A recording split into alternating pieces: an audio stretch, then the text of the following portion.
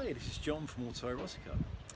If there's one thing we've come to realise from the disruption caused by the coronavirus, is that the rollout of technology in Hong Kong is so far behind everywhere else in the world.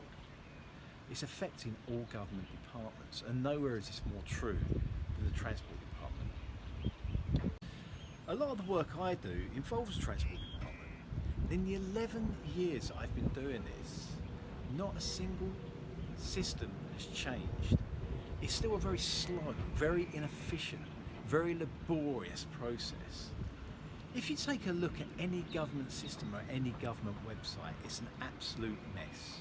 Take a look at the Leisure and Cultural Services Department, booking system for sports grounds, tennis courts, anything like that. It's a nightmare to navigate, horrible frames, horrible block buttons, and you just can't make head nor tail of it. It's a terrible, terrible system, but we have to deal with it.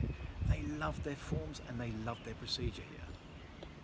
Anyone who's owned a car or a motorcycle here would have at least had some dealings or had some dealings with the transport department.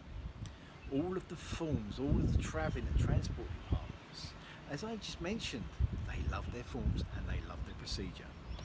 People here would go to the transport department for one of four reasons: either to transfer vehicle ownership, either to renew their vehicle licence, either to transfer or add a number plate to a car, or to convert or renew a driving licence. They're the four reasons.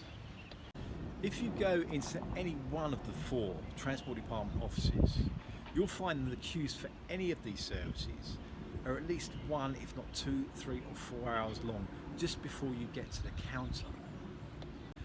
All of these services could and should have been made electronic a long time ago.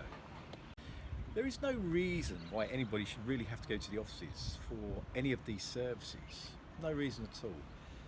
But because no one in government will stick their head above the parapet or rock the apple cart, things continue to stay exactly the same as they are. They never change. Between the years 2008 and 2017, there were 50% more private cars added to the road. There were a record amount of driving licences converted, particularly for people from mainland China. And there was no corresponding increase in the amount of physical offices, physical counters, or online services to cater for that increase. Just last year in the UK, for personal reasons, I actually had to renew my driving licence. It expired a few years before. And I went to one of the designated post offices to be able to do this. They looked at my expired licence, I filled in a form, they took photos, and the whole process took 10 minutes. And they said the licence would be sent to me. It arrived 2 days later. Very simple system. And that wasn't the only way I could do it. Had I had a UK passport, I could have done this whole process online. I could even actually just post it and do it that way. There isn't anything to stop these processes, the vehicle licensing, the vehicle transfers, the number plate transfers, or the renewals of driving licenses all being done online. Nothing at all. In fact, in Hong Kong, it should be easier because all of us have Hong Kong IDs and Hong Kong ID numbers. As a comparison to the UK, I actually renewed my driving licence a couple of years ago and I went to the Kwun Tong Transport Department office to do so.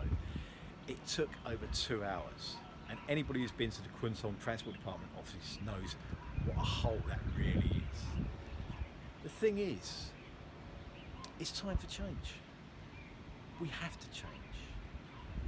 There can be no more excuses.